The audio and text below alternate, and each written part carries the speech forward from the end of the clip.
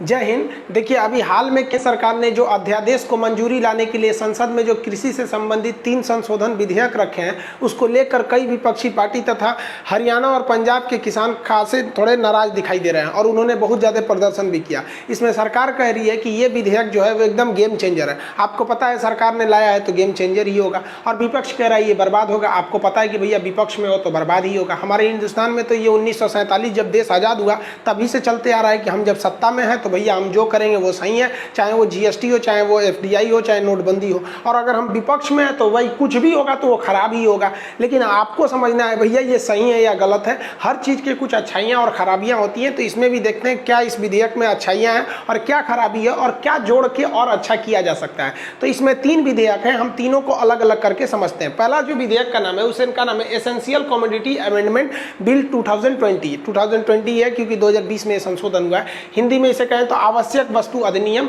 का जो भंडारण नियमन है। देखिए, कुछ आवश्यक वस्तुएं होती हैं जैसे नमक, तेल, आलू, प्याज, गेहूं, चावल, ये सब आवश्यक वस्तु हमारे जीवन के लिए है। अगर कोई किसान इसका भंडारण कर लेता है, कोई बड़ा व्यापारी इसका भंडारण कर लेता है, तो फिर उसकी रेट बढ़ जाएगा। जैसे आपके शहर में कई कंपनियों के तेल आते होंगे, सरसों तेल जिसमें आप खाना खाते हैं। अब कई कंपनियों का अगर आप ध्यान से देखेंगे तो उसका एक एजेंसी लिया रहता है जिसको आप डीलर कहते हैं। उसी के पास वो कंपनी ले आके पटक देती है कि लो भैया, अब तुम यहाँ पर इस शहर में जितने लोगों को ज़रूरत होगा तुम छोटे व्यापारी को देना, वो छोटे को देगा, वो दुकानदार को देगा, वो वहाँ बिकेगा। अब जरा सोचिए कि अगर ये जो कंपनी वाला है, जो उस शहर का सबसे बड़ा डीलर है, जो गोदाम वाला, अगर वो खूब ज़्यादा सरसों के तेल को कई लाख लीटर रखे हुए हैं और उससे आ रहे हैं सर सप्लायर खरीदने के लिए, होलसेलर खरीदने के लिए कि साहब हमको सरसों तेल चाहिए, तो कहेगा कि नहीं है, ये नहीं है, जाओ यहाँ पे। तो जो सरसों तेल आपको 120 रुपया लीटर मिलना चाहिए, अब वो तो धीरे धीरे रेट बढ़ेगा क्योंकि उसके पास है, लेकिन वो क्या कर रहा है, भंडारण करके रखा हुआ है, स्टोर करके रखा हुआ है, तो ये रेट बढ़ेगा। और जैसे वो 120 से 200 रुपया पहुंचेगा, तुरंत वो कह देगा हाँ हाँ आ गया। अब वो उसको धीरे धीरे सप्लाई करेगा।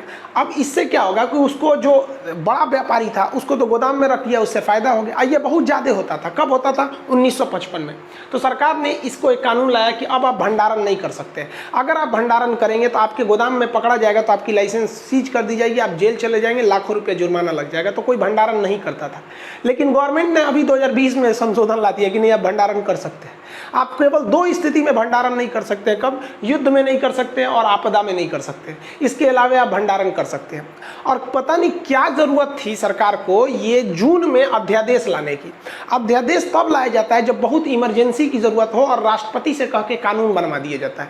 हमको तो नहीं लग रहा था कि जून के कोरोना महामारी में ये भंडारण की अनुमति देने वाला कानून लाना चाहिए था।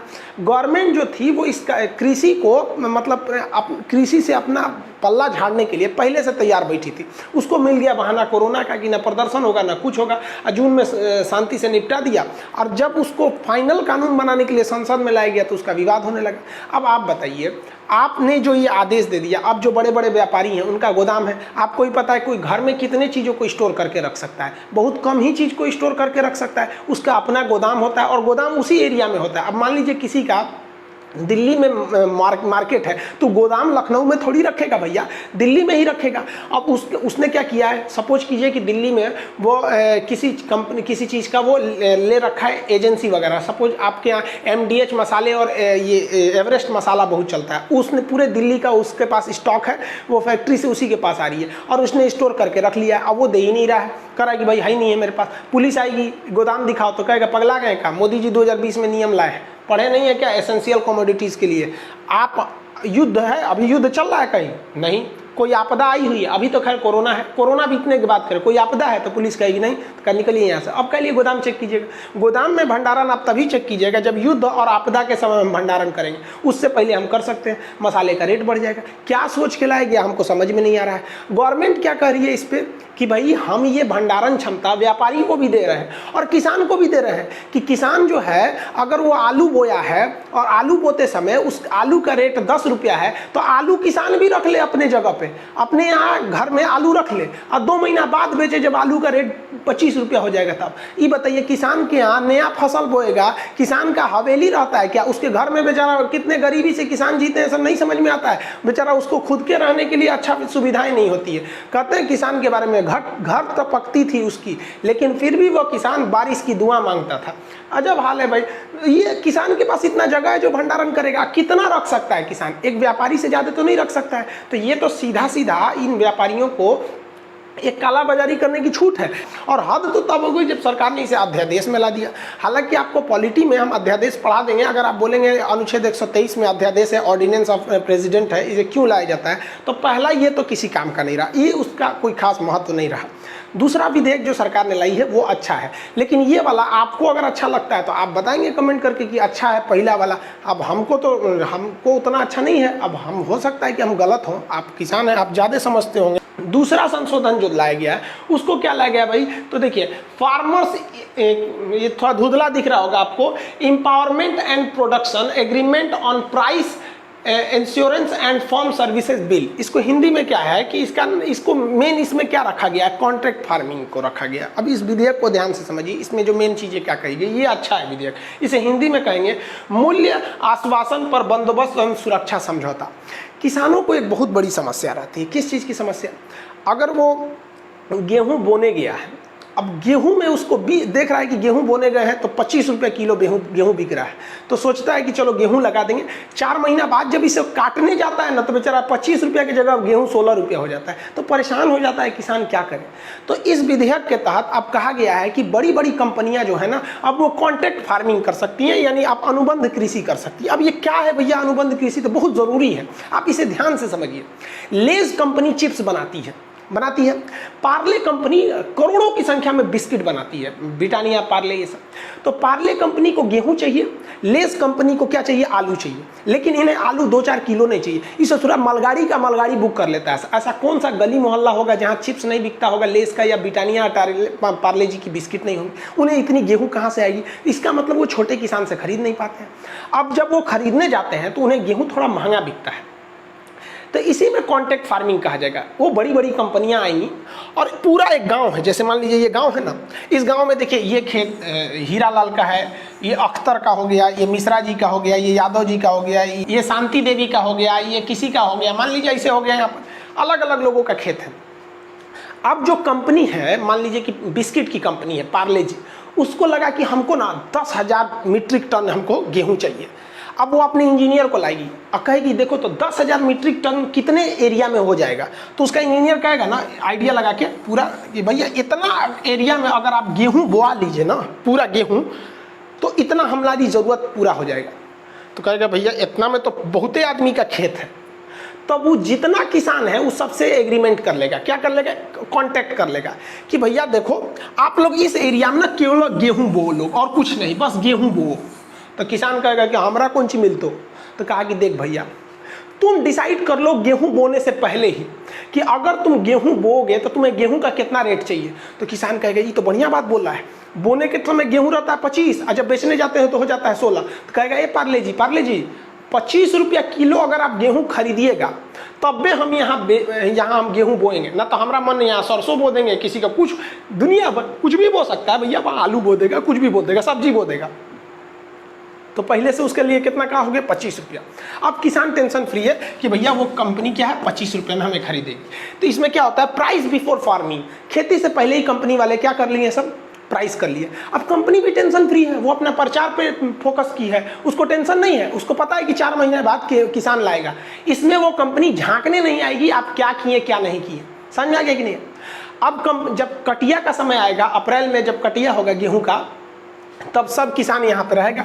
आई मान लीजिए सुरेश का था, ये अब्दुल का था, ये मिश्रा जी का था, जिनका जिनका खेत है उनके खेत में कितना गेहूं हुआ है, ये सब कुछ खेती जैसे पहले होती है वैसे होगी।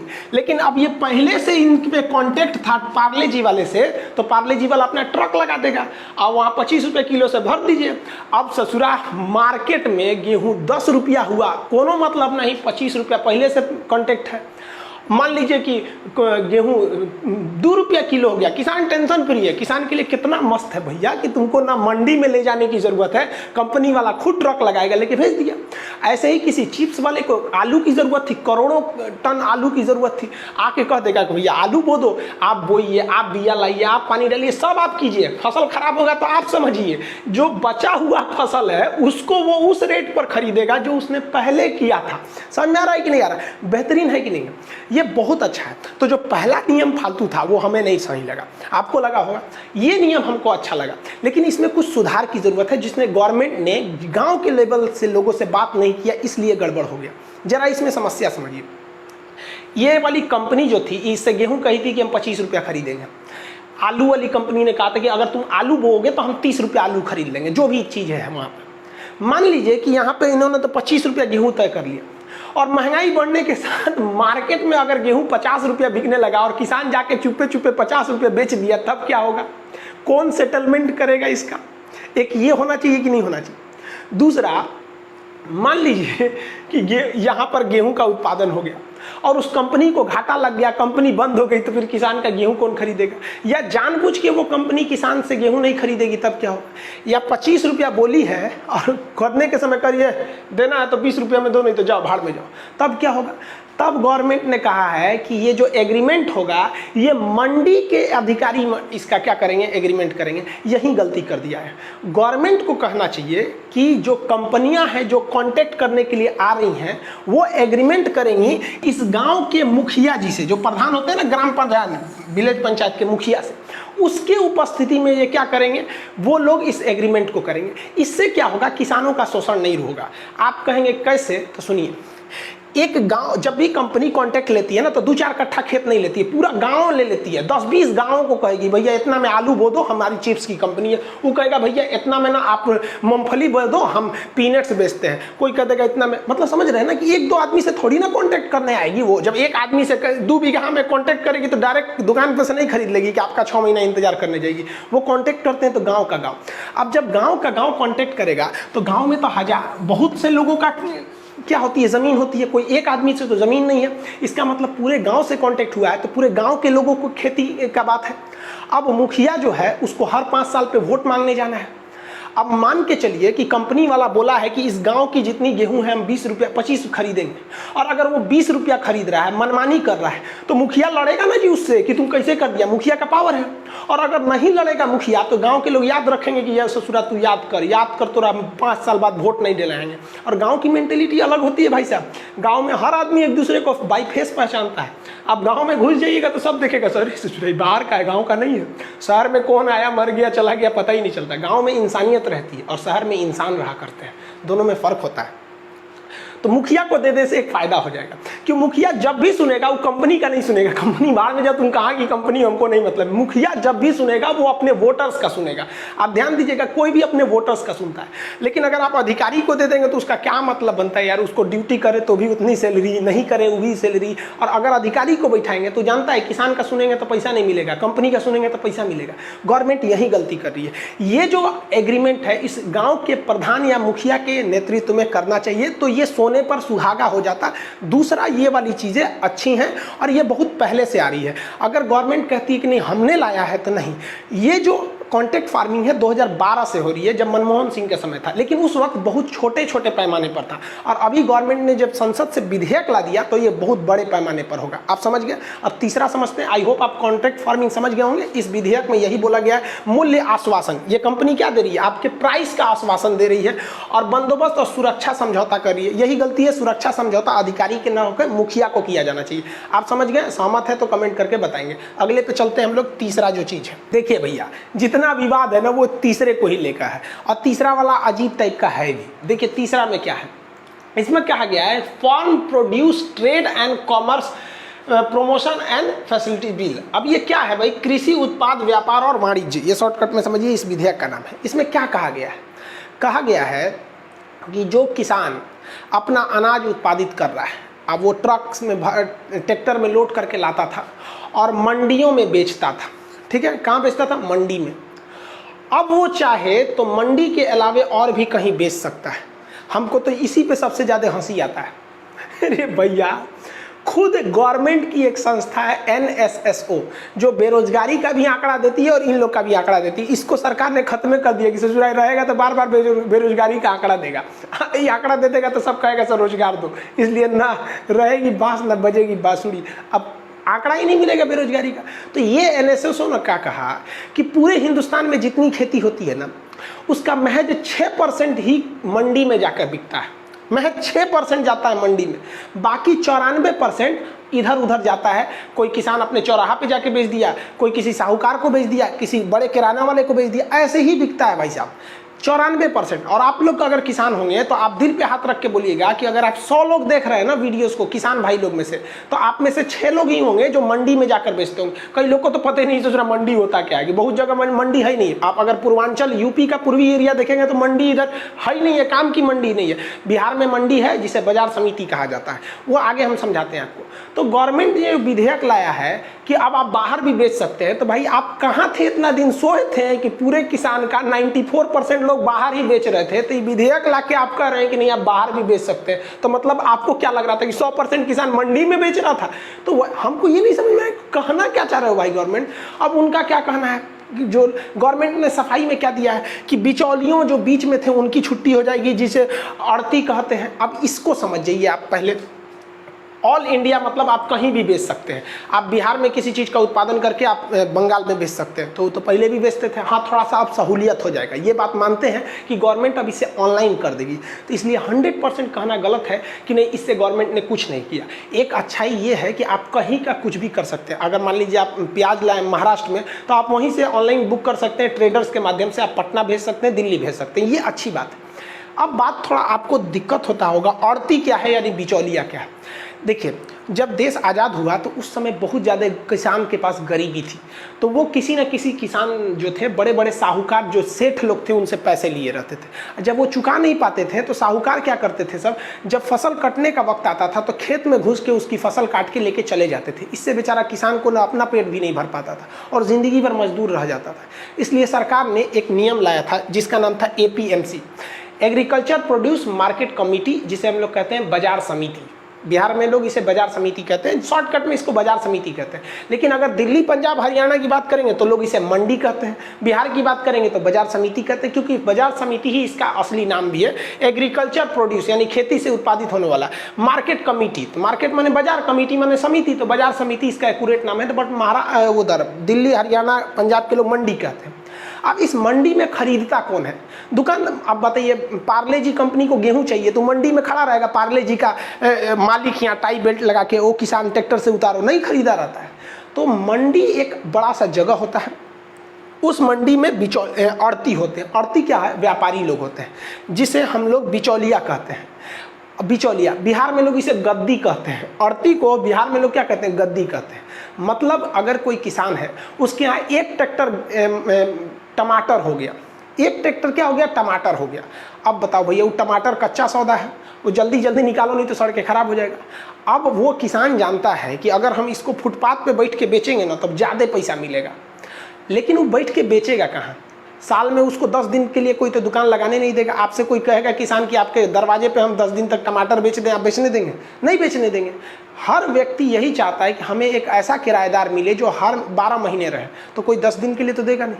अब वो जानता है कि अगर मार्केट में 40 रुपया टमाटर है और हम इसको बेचेंगे 38 को यानी बिचौलिया या फिर गद्दी पर, तो ये 40 रुपये नहीं खरीदेगा।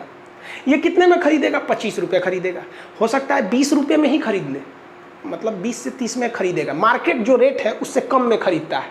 समझ में आ गया कि नहीं आएगा? ये कहता है कि हम 2.5% कम में खरीद रहे हैं, लेकिन ये बहुत कम में खरीद लेता है। अब इससे ऐसा नहीं कि इसको फायदा है, किसान को फायदा नहीं है, दोनों को देखिए, समझिए। एक किसान एक ट्रैक्टर वो टमाटर लेके कितने दिन में बेचेगा? उसको 1 हफ्ते लग जाएंगे बेचने के लिए। 1 हफ्ते वो बाजार में रुकेगा, उतना दिन खाएगा क्या? वो उतना किराया देगा, किस दुकान में बैठ के बेचेगा? इसलिए उसको तो एक फटाक से एक आदमी तो मिल जाता है, 1 घंटे में बेच देगा। वहाँ पे क्या करेगा? आड़ती के पास जाएगा जो गद्दी होता है, बोली लगाएगा, कहेगा भैया देख लो टमाटर का साइज ये है, इतना है, कितना रुपया लोगे? तो कहेगा कि हम 20 रुपया का खरीद लेंगे। तो बगल वाला कहेगा कि हम 22 रुपया देते हैं, तो उधर वाला कहेगा 25 रुपया। तो देखेगा इस 25 रुपया तोरा नहीं देंगे, उसको दे देंगे। तो यहाँ किसान को आड़ती में एक फ़ायदा था कि यहाँ बोली लगती थी। जो अच्छा बोली लगा दिया वो उसको मिल जाता था। लेकिन यहाँ आड़ती वाले एक साठ गांठ कर लेते थे, सब एक के भाव बोलते थे सब, क्योंकि आड़ती वाले कितने ही होते हैं, सब 50-60 थोड़ा होते थे, सब बिचौलिया फिक्स कर लेते थे, तो यहाँ किसान को घाटा होता था। लेकिन खुद सोचिए कि एक किसान, मान लीजिए कि एक ट्रैक्टर गेहूँ आलू उत्पादित कर दिया तो खुद बैठ के बेचेगा। हाँ, अगर पूरा फायदा कमाना है तो खुद बैठ के बेचो, लेकिन किसान क्या करेगा, अगली फसल उगाएगा कि खुद बैठ के बेचेगा। तो ये बहुत काम करते थे सब उस वक्त में आड़ती सब। अभी सरकार कह रही है कि देखिए भाई, आपका मन है तो आप इस आड़ती को बेचिए, नहीं तो मन है तो आप कहाँ बेच दीजिए, बाहर भी बेच सकते हैं। तो आप ये आड़ती का मतलब समझ गए ना, इसे हम लोग गद्दी कहते हैं या बिचौलिया कहते हैं, ये एक तरह के ज़रूरी भी है। अब आप कहिएगा किसान किसको बेच दिया, आड़ती को बेच दिया। अब आड़ती अपने पैसा से गोदाम बनाता है, उस गोदाम में उसे सड़ने से बचाने के लिए रखता है।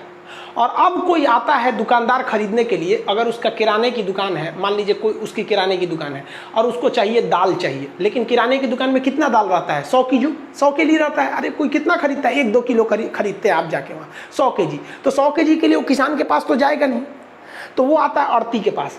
आड़ती क्या है, किसान से सस्ता लिया, इसको महंगा देता है। तो भैया ये तो व्यापार का उसूल है कि आप खरीदेंगे सस्ता, उसी रेट में बेचेंगे, तो व्यापार क्यों कर रहे हैं, है कि नहीं है यहाँ पर। तो ये आड़ती का रोल था यहाँ पर। अब इसमें कुछ देखिए विवाद का कारण क्या है, समझिए।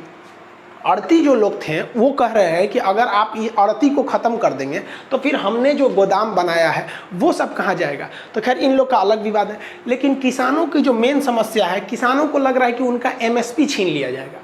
सारा का सारा विवाद MSP का है, मिनिमम सपोर्ट प्राइस। अब कुछ लोग कह रहे हैं कि नहीं, ये विद्रोही हैं, मतलब ये किसी के सिखावे बहलाने में आ गए हैं।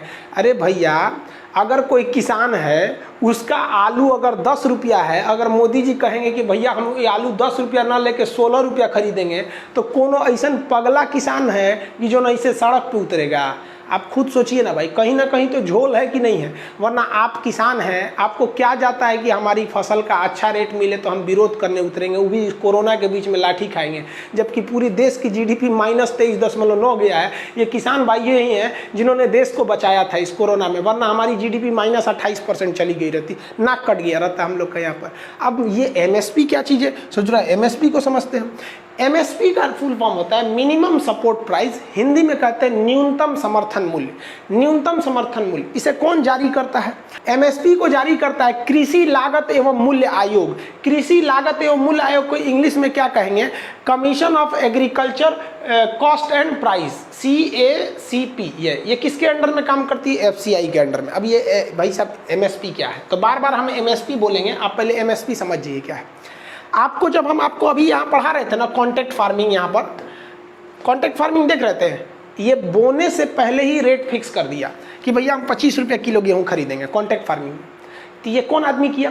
प्राइवेट कोई कंपनी ने किया था, जिसको हल्दीराम था तो वो उसको भुजिया उजिया बनाना है, नमकीन उमकीन, तो बेसन को कर देगा। बेसन कहाँ से बनेगा? दाल से, तो चने दाल को कर लेगा, वो फिक्स कर लेगा। चिप्स वाले को आलू चाहिए, बिस्किट वाले को गेहूँ चाहिए। तो ये प्राइवेट आदमी जो है वो बिफोर फार्मिंग, खेती करने से पहले ही जो रेट फिक्स कर लिया है ना, यही काम अगर सरकार करती है तो उसे हम लोग कहते हैं MSP। समझ में आ गया? दोनों में कोई अंतर नहीं है। प्राइवेट कंपनी कह रही है कि भैया हम बिस्किट की कंपनी है, हमको लाखों टन बिस्किट के लिए गेहूं चाहिए, तुम गेहूं बो भैया, क्या, ताकि हम एक के जगह आके खरीद सके, एक के गांव से आके खरीद सके। बदले में हम तुमको क्या देंगे कि हम तुम्हें पहले ही रेट फिक्स कर दिए 25 रुपया। यही बतिया अगर सरकार आके कहती है ना कि रे भैया तू गेहूं बो, चावल बो, धान मतलब धान बो, ऐसे ऐसे वो 24 गो फसल पे 22 से 24 फसल को बोती है, ये फसल बो, हम इतने में खरीदेंगे। यानी बोने से पहले जब सरकार आके कहती है तो उसे कहते हैं MSP, मिनिमम सपोर्ट प्राइस। और बोने से पहले, खेती से पहले अगर कोई प्राइवेट कंपनी आके कहती है तो उसे कहते हैं कॉन्ट्रैक्ट फार्मिंग। अब किसानों का विद्रोह समझिए। किसानों का कहना है कि देखो भैया, इन लोग का कहना है कि सरकार जो है वो कॉन्ट्रैक्ट फार्मिंग के रास्ते से कंपनियों को घुसा रही है कि तुम आके बोली लगाओ, ताकि सरकार खुद पीछे निकल जाए और सरकार को MSP ना देना पड़े, यानी मिनिमम सपोर्ट प्राइस सरकार को नहीं देना पड़े, MSP। जबकि मोदी जी भाषण दे के चले गए हैं, उन्होंने कहा कि MSP रहेगा, मतलब प्राइवेट कंपनियां भी बोली लगाएंगी, वो किसके तहत लगाएंगी? तो कॉन्ट्रैक्ट फार्मिंग के तहत, और सरकार भी MSP खरीदते रहेगी। लेकिन फिर इतना विद्रोह क्यों हो गया? क्योंकि सरकार की मंशा पर सवाल है। समझिए क्या है, ये जो MSP का रेट डिसाइड किया जाता है वो ये डिसाइड करती है कृषि लागत एवं मूल्य आयोग। अब ये रेट डिसाइड कर ली, अब सरकार उन अनाज को खरीदती है किस पर, MSP पर। अब किसान फ्री है, MSP के मामले पर किसान फ्री है, जबकि कॉन्ट्रैक्ट फार्मिंग पे किसान फ्री नहीं है। अगर कॉन्ट्रैक्ट फार्मिंग में कंपनी ने कह दिया कि हम आपका गेहूं 25 रुपये किलो खरीदेंगे तो आपको 25 रुपये ही बेचना पड़ेगा, भले रेट 10 रुपये है तो क्या हुआ, कंपनी को घाटा लगेगा लेकिन वो आपसे 25 ही खरीदेगी। लेकिन अगर गेहूं का रेट ओपन मार्केट में 80 रुपया हो गया तो चूंकि आप कॉन्ट्रैक्ट कर चुके हैं अब आप 80 रुपये नहीं बेच सकते हैं। तो यानी किसान को एक हैंड में फायदा है और दूसरे हैंड में घाटा भी है अगर वो कॉन्ट्रैक्ट फार्मिंग करता है। लेकिन MSP में ऐसा नहीं है, ध्यान से समझिएगा, यही MSP की मांग कर रहे हैं किसान। MSP में क्या है कि सरकार गेहूं बोलने से पहले, किसी भी फसल को बोने से पहले बोल देती है कि हम इतना में खरीदेंगे। जैसे बोल दिया कि गेहूं हम 25 रुपये में खरीदेंगे। अगर मार्केट में गेहूं 10 रुपया बिक रहा है तो किसान पूछेगा मंडी में जाके, अड़ती से मंडी में कितना रुपया खरीद रहे हो, तो कहेगा 10 रुपया का, भाग सोच रहे 10 रुपया। MSP सरकार ले रही है 25 रुपया। अब वो सरकारी गोदाम में जाएगा, FCI का गोदाम दुनिया भर का होता है, वहाँ बेच देगा, अपने ज़मीन का खतौनी दिखाएगा और वहाँ पे बेच देगा कि भैया लो 25 रुपया। समझ में आ गया कि नहीं। लेकिन अगर गेहूं का रेट हो गया 50 रुपया किलो तो वो जाएगा अड़ती से पूछने के लिए कि कितना रुपया खरीदे तुम, तो अड़ती कहेगा यानी गद्दी वाला, मंडी वाला, कि भैया 50 रुपया का रेट चल रहा है। तो इसको लगेगा कि FCI में तो साला 60 रुपया होगा। वो जाएगा FCI के पास, आप कितना लिए, तो कह रहे बकलो कहीं का, हमसे अभी का पूछने आ रहा है, हम तो खेती करने से पहले ही बता दिए थे 25 रुपया खरीदेंगे। कहा ओ हो खेती में 4 महीना टाइम लगता है, भुला गए थे। तो कहेगा यही सोच रहा हूँ, वहाँ FCI गोदाम में MSP जो है वो 25 रुपया है, वहाँ पे कितना है 25 रुपया। आई मंडी में हम चले आए हैं तो मंडी में हमको फायदा मिल गया है, कितना रुपया हो गया मंडी में 50 रुपया। अब इसमें तो कांटेक्ट था ही नहीं किसानों के बीच में, सरकार था। अब किसान क्या करते हैं, सब इस मंडी में नहीं बेचता है, सब सीधे MSP पे ना बेच के किस में बेच देता है, सब मंडी पे। तो आप ये तो समझ गए कि आप बताइए फायदा किस में है, फायदा तो MSP में है। भैया यहाँ भी सिक्योरिटी मिल रही है MSP में, और कॉन्ट्रैक्ट फार्मिंग में भी सिक्योरिटी मिल रही है कि बाबा हमारा पहले रेट फिक्स है। लेकिन कॉन्ट्रैक्ट फार्मिंग में अगर मुनाफा ज़्यादा हुआ बाहर में तो आप बाहर नहीं बेच सकते हैं, और MSP में अगर मुनाफा ज़्यादा मिल रहा है बाहर तो इसको छोड़ दीजिए, कॉन्ट्रैक्ट नहीं है, बाहर भी बेच सकते हैं। किसानों का कहना है कि सरकार ये MSP हटा देगी। अब मोदी जी का कहना है हम MSP नहीं हटाएंगे। देखो भाई साहब, हम किसान को भी कहते हैं आप भी बहक रहे हैं, और मोदी जी को भी कहते हैं आप बहुत होशियार हैं। गवर्नमेंट की चाल क्या है कि ना हम MSP हटेबो नहीं करेंगे और रहले कोनो काम का नहीं रह जाएगा। समझिए कैसे, सरकार कहती है कि हम किसानों से 25 रुपया किलो गेहूं खरीदते हैं, ठीक है, और राशन कार्ड पे वही गेहूं 2 रुपया किलो बेच देते हैं, तो सरकार को तो घाटा हो रहा है कि नहीं हो रहा है यहाँ पर। तो सरकार की भाई बात कहना सही है कि भाई गोदाम में रहने से खराबी हो जाता है। हम आपको अभी तो फिजिक्स में हम आपको पढ़ाएंगे कि गोदाम में अनाजों की रक्षा करने के लिए कौन से रेस का प्रयोग किया जाता है, तो गामा रेज, गामा किरण, उसमें लाइट लगा दी जाती है गामा रेज का, जिससे कि उसमें कीड़े मकोड़े नहीं लगते हैं। और अगर बारिश से वो भीग के खराब ना हो जाए, उसमें से अंकुरन ना निकल जाए, उसमें दाना ना निकलने लगे, इसलिए उसके ऊपर पेस्ट कर दिया जाता है, पेस्ट। वो पेस्ट लगा देने से गेहूँ के अंदर की नमी बरकरार रहती है, ज़्यादा नमी सूखती नहीं है वरना बीज मर जाएगा, और ज़्यादा भीगता भी नहीं है, नहीं तो उसमें से अंकुरन निकल जाएगा, गोदाम में फलने लगेगा। तो पेस्ट लगा दिया जाता है। और भी क्वेश्चन पूछेगा, याद रखिएगा कि फसल बोते समय किस चीज़ की ज़्यादा अधिकता होनी चाहिए, तो बीज बोते समय फास्फोरस की अधिकता होनी चाहिए। लेकिन जब 1 फुट का पौधा हो जाता है, यानी जब पौधा का शकल ले लेता है, तो उस समय नाइट्रोजन डालना चाहिए, यूरिया वगैरह, और उस समय उससे पहले आपको फास्फोरस के लिए आपको आते हैं सब, उसको डालना चाहिए, पोटास वगैरह। समझ में आ गया कि यहाँ पे तो ये गोदाम है। FCI यहाँ पर काला धंधा कर देती है, सरकार तो आएगी नहीं इसको खरीदने के लिए, तो FCI क्या करती है, इस गोदाम पे अपने अधिकारियों को बैठा देती है। अब अधिकारी लोग इस गोदाम पे बैठ गया। अब यहाँ थोड़ा समझिए, ये MSP का रेट है कितना, 25 रुपया गेहूँ। किसान आया, कहा कि भाई साहब मंडी में 10 रुपया किलो गेहूँ बिक रहा है, आप हमको खरीद लीजिए यहाँ पर, क्योंकि आप ही बोले थे MSP कितना है 25 रुपया। तो कालाबाजारी कैसे होता है, इस पे बैठा जो अधिकारी है, ये ससुरा अधिकारिया क्या कहता है पता है, कि देखो भैया हमारे गोदाम में अभी जगह नहीं है, बोरा खत्म हो गया है, जगह नहीं है। अब बताइए, जब बोरा खत्म हो गया है, जगह नहीं है, तो क्या करेगा, तो ये किसान को लौटा देता है। और जब ये किसान लौट कर मजबूरी में मंडी में जाता है, वहाँ 10 रुपया बेचता है, तो ये अधिकारी मंडिया में पहुँच जाता है और कहता है किसनवा बेचा है कितना रुपया, 10 रुपया, तुम हमको दे दो 12 रुपया, या हमको दे दो 15 रुपया। तो उसी किसान से ये बाहर जाके दलाल से खरीद लेता है और खुद क्या करता है, इस गोदाम में भर देता है और सरकारी खाता में दिखा देता है किसान से हम 25 रुपया खरीदे हैं, जबकि ये अधिकारिया काला बाजारी में खरीद के लाया है 15 रुपया। अब हर केजी पर इसको बैठे बैठाए कितना रुपया फायदा मिल गया इसको, 10 रुपया। किसान भी बेचारा 1 किलो गेहूं पे 10 रुपया नहीं कमा सकता है और ये FCI के बैठे हुए लोग 10 रुपया तुरंत कमा लेते हैं। किसान जाएगा ना, कह देगा बोरा नहीं है, जगह नहीं है, सड़ रहा है, जाओ, खाली नहीं है, बाबू नहीं है, ये नहीं है, इतना ना दौड़ा देगा कि आप MSP पे बेचिए नहीं पाएंगे, तो मजबूरी में जाएंगे। इसीलिए हम कहें भैया पूरे हिंदुस्तान में 6% लोग हैं, किसान हैं, जो MSP पर मंडी में बेच पाते हैं, FCI के पास बेच पाते हैं, बाकी 94% लोग बाहर बेचते हैं, मजबूर कर देते हैं ये लोग FCI वाले। अब देखेंगे ना, FCI के गोदाम में सड़ता है, अनाज सड़ रहा होता है, एकदम भयानक सड़ रहा होता है अनाज। गवर्नमेंट कह रही है कि भैया देखिए ये जो FCI वाला सीन है इसको बदलने की ज़रूरत है। अब हम थोड़ा सा, आपका मन आप बाहर भी बेच सकते हैं, हमारे पास रखने का जगह नहीं है। अब देखिए महाराष्ट्र का किसान कहता है कि हम अगर प्याज को यूपी बिहार बेचते हैं तो हमको 20 रुपया किलो का रेट मिलता है, लेकिन यही प्याज हम अगर बांग्लादेश बेच देंगे तो हमको 55 रुपया मिलेगा। तो आपको केवल वही फायदा दिख रहा है जहां सरकार को फायदा है, किसान जहां प्राइवेट व्यक्ति को फायदा हो रहा है उसको नहीं समझ में आ रहा है। अब आप सोचिए ना, अगर बांग्लादेश प्याज चला जाए, अफ्रीका प्याज चला जाए तो कितना फायदा होगा। तो आप कहेंगे कि खान साहब आप तो सनक गए, तो हम लोग कौन सी प्याज नहीं खाएंगे क्या? हम लोग, निर्मला सीतारमन कही थी प्याज बढ़ गया तो कहती हैं कि हम नहीं खाते हैं प्याज, तो हम लोग क्या खाएंगे? तो भैया उत्पादन की क्षमता को तो बढ़ा सकते हैं। आप बोल तो सकते हैं बाकी किसानों में कि भैया महाराष्ट्र के किसान इस बार जो है प्याज उसको कहाँ बेच देंगे, बाहर में, इसलिए प्याज की कमी हो जाएगी, तो यहाँ का किसान प्याज बोएगा। पता चलता है कि उन्हीं किसान प्याज बो दिया, इन्हीं बेच दिया, प्याज हो गया एकदम में सस्ता। अगली बार किसान कहता दूध से प्याज 5 रुपया बिका था, अगली बार नहीं बोएंगे, तो उन्हीं वाला नहीं बोया, इन्हीं वाला नहीं मिला, प्याज हो गया 200 रुपया किलो। कोई सिस्टम ही नहीं है यहाँ पर। तो किसानों का कहना है कि गवर्नमेंट अपनी फायदा सोच रही है, गवर्नमेंट कह रहा है कि हम इसमें क्या ही लिए खरीदे जाए। अब किसान कह रहे, मोदी जी की बातों नहीं सुन रहा है सब किसान। मोदी जी का भी कहना सही है कि कांग्रेस ने जितना किसानों से MSP पर, कितने पर, MSP पर अनाज खरीदा था, उससे 30 गुना ज़्यादा अनाज गवर्नमेंट BJP ने खरीदा है। ये वास्तविकता है। अब हम नहीं कह रहे भाई ये सरकारी आंकड़ा बोलता है, हम नहीं बोल रहे हैं, हकीकत भी है, खरीदा है। तो मोदी जी अपना सीना थपथपा रहे हैं कि हाँ भाई खरीदे, सही बात है। लेकिन मोदी जी की मजबूरी बना के गए थे मनमोहन सिंह।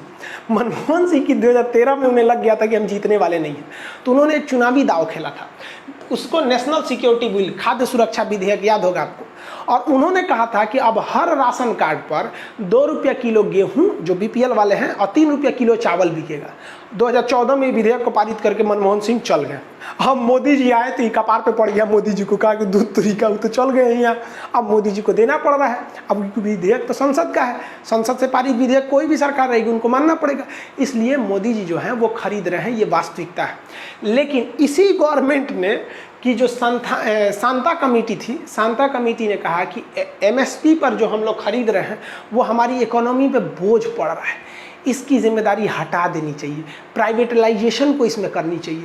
किसान यही कह रहा है कि मोदी जी, एक और आप कहते हैं नहीं हटने देंगे, ये कोई कमेटी कहता है।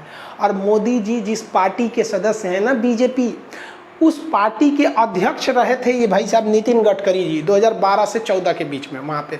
फिर बाद में इनमें एक तो फैक्ट्री घोटाला का आरोप लग गया, तो इनको हटाकर राजनाथ सिंह को अध्यक्ष बनाया गया, और राजनाथ सिंह की अध्यक्षता में मोदी जी प्रधानमंत्री बने थे। फिर जाके अमित शाह अध्यक्ष बने और अभी JP नड्डा है, समझ में आ गया। आज से 10 साल पहले की बात है ये। तो इन पे आरोप लगा। ये क्या कहे, इन्होंने स्पष्ट बोला था नितिन गडकरी साहब कि MSP is an extra burden of our economy. MSP जो है ये हमारे ऊपर एक बोझ है कि हम सरकार इतना गेहूं खरीदते हैं 25 रुपया और बाकियों को दे देते हैं हम कितना रुपया भैया, 2 रुपया। अब हम आपको आंकड़ा बता रहे हैं। MSP पर सरकार को कितना, बहुत ज़्यादा नहीं, 1000 करोड़ रुपए का लॉस होता है, ठीक है। 1500 करोड़ रुपया जब सरकार ने बैंकों का माफ़ किया, और वो माफ़ कैसे किया, बैंकों से नीरव मोदी लिया है, बड़का उद्योगपति लेके भाग गया सब, वो कह दिया सब बैंक से हम नहीं चुका पाएंगे। तो सरकार कहती है एक काम करो, उनका माफ़ कर दो, आने जनता ने टैक्स भरबे किया है, दे देते हैं वहाँ पे, लो तुम्हारा कर्जा माफ़। और जो लेके भागा है उनसे कहते चुनाव में पैसा दे देना हमको, समझा गया ना, तुम्हारा कर्जा माफ। तो भैया जो 15-15 हज़ार करोड़ रुपए आपका जो आपका ये एनपीए जा रहा है बैंकों का, नॉन परफॉर्मिंग एसेट्स, आपको एनपीए नहीं समझ में आ रहा होगा, वो हम समझा देंगे कभी। तो वहाँ पे तो आप नहीं कहते हैं कि ये एक्स्ट्रा बर्डन है इकोनॉमी में। सोच रहा बैंक जो थे सब उसको घटते जा रहे हैं डेली बैंक। हमको तो जिस हिसाब से बैंक घट रहे हैं, लग रहा है लास्ट में वो खाली आरबीआई बचेगा, बाकी सब खत्म हो जाएंगे, सब आरबीआई में खाता खुलवाया जाएगा। तो गवर्नमेंट दो तरह की बात करती है। गवर्नमेंट के पास भी खराबी क्या है, उसके पास भंडारण करने की क्षमता नहीं है। भंडारण आजकल मॉडर्न टेक्नोलॉजी के भंडारण क्षमता आ गया है। ये लोग कौन सी का भंडारण करते हैं, वही टीन से ढेंगन ढाल देंगे लोग वहाँ पे। ये मॉडर्न आ गया, इसमें बोरा वोरा रखने की जरूरत नहीं है, सीधे ऊपर चला जाता है, कन्वेयर होता है यहाँ पे, सीधे डाल देता है, और जब बेचना होगा तब बोरा में से निकाल के बेचिएगा यहाँ पे। तो मॉडर्न फूड पार्क का है ही नहीं है। और किसान करे तो क्या करे, उसको रखने के लिए भी नहीं है। आप देखते होंगे कि किसान ला रहा है आलू, अगर कोल्ड स्टोर में रखने ले जा रहा है तो 300 रुपया बोरा आलू वो रखने का भाड़ा ले रहा है, और बेचेगा तो 300 रुपया, तो आलू छोड़ देता है बेचारा। तो सरकार के पास रखने का भी जगह नहीं है। अब बात करते हैं भाई मैं शिरोमणि अकाली दल का। बीजेपी का कहना है कि कांग्रेस भड़का दिए हैं सब। ठीक है भैया, कांग्रेस भड़का दिए हैं सब। तो भाई बीजेपी की गठबंधन की सरकार ही है शिरोमणि अकाली दल, और अकाली दल की तो भाई साहब ये मंत्री रही आपकी, अभी 2 दिन पहले मंत्री थी हरसिमरत कौर, ये तो मंत्री रही थी। अब इनकी बात सुनिए भाई, जब सरकार इसे आनन फानन में राष्ट्रपति द्वारा अध्यादेश लगवा रही थी जून में, तो ये मंत्रिमंडल की बैठक में थी ये, और जब सरकार लेके आई विधेयक तो किसानों ने विरोध कर दिया। इन्होंने देखा भाई रे बाप, पंजाब के किसान विरोध कर देगा सब, क्योंकि पंजाब में और हरियाणा में मंडी ज़्यादा है, बाकी जगह पे मंडी कम है, तो इन्होंने देखा हमारा सरकारी गिर जाएगा। तो कहती है ना हम इसके विरोध में हैं, मंत्रिमंडल पद से इस्तीफा दे दी। मतलब आप समझ रहे हैं क्या है भाई। तो खैर इस्तीफा दे दी वो अलग बात है। अब बात करते हैं कंक्लूजन की। देखिए, आज़ादी से लेकर आज तक रियलिटी यही है कि सरकार किसानों को ना देखी है और ना देखना चाहती है, उनका विकास नहीं देखना चाहती। गारंटी आपको बोलते हैं, समझिए कैसे। एक छोटा सा एग्जांपल देते हैं। जब देश आज़ाद हुआ तब से आज तक किसानों की इनकम 21 गुना बढ़ गई है। यानी 1950 की बात करेंगे और 2020 की बात करेंगे तो इस दौरान किसानों की इनकम लगभग 21 से 22 गुना बढ़ी है। आप 21 गुना मान के चलिए, 21 गुना इनकम बढ़ी है। यानी जो किसान 1 रुपया कमाता था 1950 में, आज वो 21 रुपया कमाता है। लेकिन इसी बीच जो सरकारी कर्मचारी हैं उनका इनकम 180 गुना बढ़ा है। यानी किसानों का इनकम 21 गुना और जो सरकारी कर्मचारी हैं उनका 180 गुना। जो टीचर बैठे हैं लोग ना, टीचर लोग, पहले टीचर की सैलरी नहीं थी उतनी, उनका 200 गुना बढ़ गया है। सोचिए। अब हम आपसे कहते हैं, आपके मन में आता होगा कि किसान सुसाइड क्यों करता है। जितने सरकारी टीचर हैं ना, उनका जो सैलरी 200 गुना बढ़ा है, उनको काट कूट के 21 गुना पे लाइए। और जितने सरकारी कर्मचारी हैं उनको 21 गुना पे लाइए। उनकी सैलरी जानती है कितना हो जाएगा? 9,000 रुपया।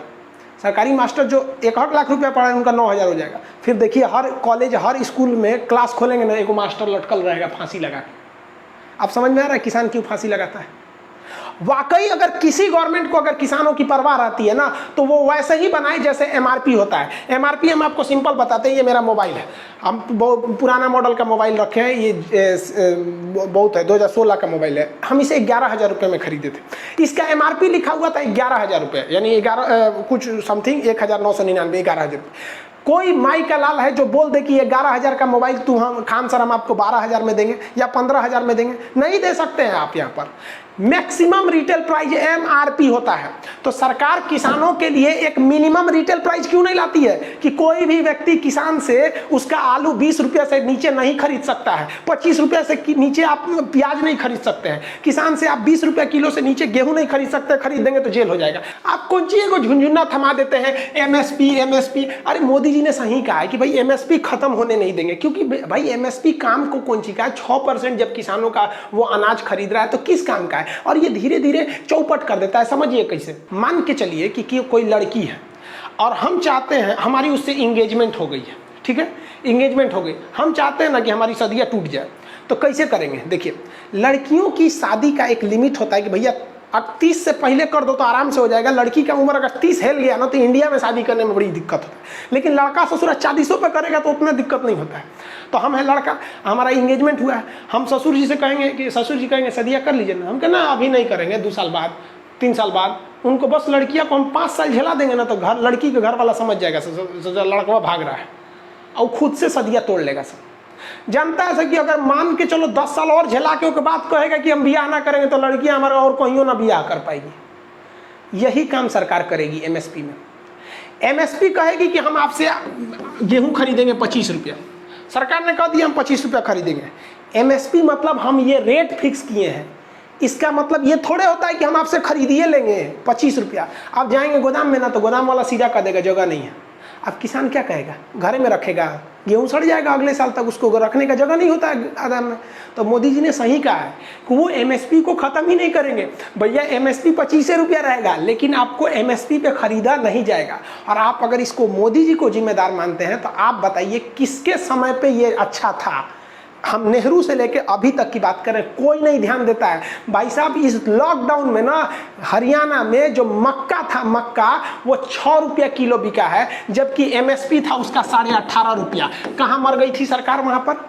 हाँ, हम तो बहुत किसानों की सरकार सुनते हैं वहाँ पर, हम तो समझे नहीं वहाँ पे सुनते हैं वहाँ पे सांसद लोग ट्रैक्टर से जाता है। अच्छी बात है भाई, आप ट्रैक्टर से जाते। जब सरकार ने एमएसपी बोला था कि हम मक्का खरीदेंगे 18.5 रुपया किलो, तो 6 रुपया किलो आप मक्का खरीदे। 1995 में भी 6 रुपया किलो मक्का था, यानी 1995 का जो रेट था, आप मक्का का रेट दे रहे हैं आप 6 रुपया। राष्ट्रपति का 1995 में जो सैलरी था आपका, वही दे देते हैं यहाँ। आज 5 लाख रुपया ले रहे हैं, उस समय 60,000 थमा दीजिए यहाँ पर, तो बहुत अच्छा हो जाएगा। राष्ट्रपति भाग जाएंगे पहाड़ी पे से।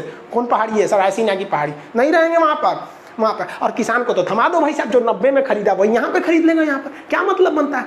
अगर गवर्नमेंट रियल में आप किसानों की भलाई चाहते हैं तो आप इस दर से एक सामान का मैक्सिमम रेट होता है ना, उस तरह फिक्स कर दीजिए, फिर उस किसान को छोड़ दीजिए। आप मंडी दीजिए चाहे मत दीजिए, आपका मन आप एपीएमसी रखिए, आपका मन आप विदेश में बेचिए। किसान को फिक्स है कि भैया हम रात 2 बजे भी जाएंगे तो हमको 25 रुपया गेहूँ खरीदना ही पड़ेगा, चाहे तू अपनी अब्बा के खोपड़िया पे रखो, एफसीआई के गोदाम में जगह नहीं है तो तुम समझो तुम्हारा दिक्कत है। तुम्हारे पास हिंदुस्तान में इतनी जमीनें हैं, यहाँ पर 32 लाख किलोमीटर स्क्वायर रख लियो, किसानों के लिए गोदाम नहीं है। बात करते हो संसद भवन में रखवा दो, खाली ना रहता है, 3 गो सत्र चलता है, बाकी समय तो खाली रहता है। बाकी ग्राउंड में रखवा दो, नई जगह है, मुगल गार्डन है राष्ट्रपति भवन के पीछे बड़का, उसमें एफसीआई का गोदाम खुल सकता है, वो सब रहेगा। 1200 कैटेगरी का फूल है हमारे राष्ट्रपति भवन में, महाराज की जय हो। लेकिन किसानों के रखने के लिए जगह नहीं है। मन करता ना माथा फोड़ ले अपना, हम पगला जाएंगे यहाँ पर। हम सच बताते हैं, हमारे देश की जीडीपी को बचाया किसने? किसानों ने 3% का योगदान दिया, लेकिन खिलवाड़ किया जा रहा है उसके साथ। कोई भी गवर्नमेंट की बात करते कोई नहीं देता है।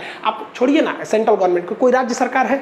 राज्य में तो अलग अलग सरकार है। केरल में लेफ्ट है, इधर ममता बनर्जी है, उनकी अलग है, राजस्थान में अलग है, हरियाणा में अलग है, पंजाब में अलग है, बिहार में अलग है, यूपी में अलग है।